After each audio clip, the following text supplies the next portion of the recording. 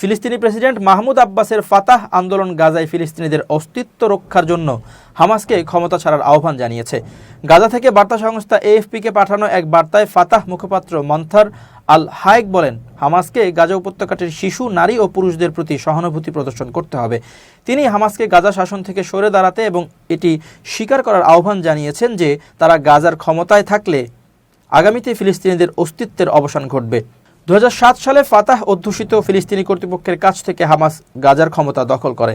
2023 সালের 7 অক্টোবর থেকে ইসরায়েলের চলা অব্যাহত হামলায় বিধ্বস্ত হয়ে পড়েছে উপত্যকাটি।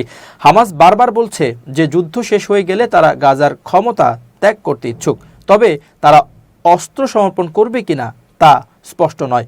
হামাসের মুখপাত্র আব্দুল লতিফ আল কানু শনিবার এক বিবৃতিতে বলেছেন, আমরা গাজার প্রশাসন সম্পর্কিত যে কোনো চুক্তি মেনে নিতে প্রস্তুত এবং এতে থাকতে আগ্রহী নই।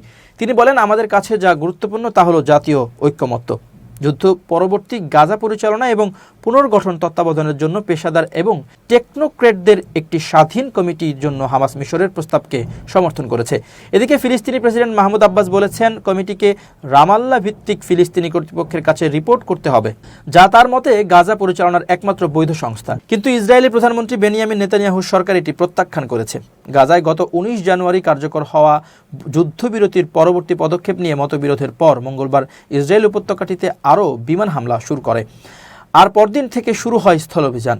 গত শুক্রবার ইসরায়েলি প্রতিরক্ষামন্ত্রী ইসরায়েল কাটস হুমকি দেন, 7 অক্টোবরের হামলায় হামাসের হাতে আটক বাকি জিম্মিদের মুক্তি না দিলে গাজার কিছু অংশ তারা দখলে নেবে। ইসরায়েলি পরিসংখ্যান অনুযায়ী 2023 সালে ইসরায়েলে হামাসের হামলায় 1218 জন নিহত হয়েছিলেন, যাদের বেশিরভাগই বেসামরিক নাগরিক। আর হামাস নিয়ন্ত্রিত গাজার স্বাস্থ্য মন্ত্রণালয়ের তথ্য অনুযায়ী যুদ্ধে গাজায় প্রায় 50,000 মানুষ নিহত হয়েছে।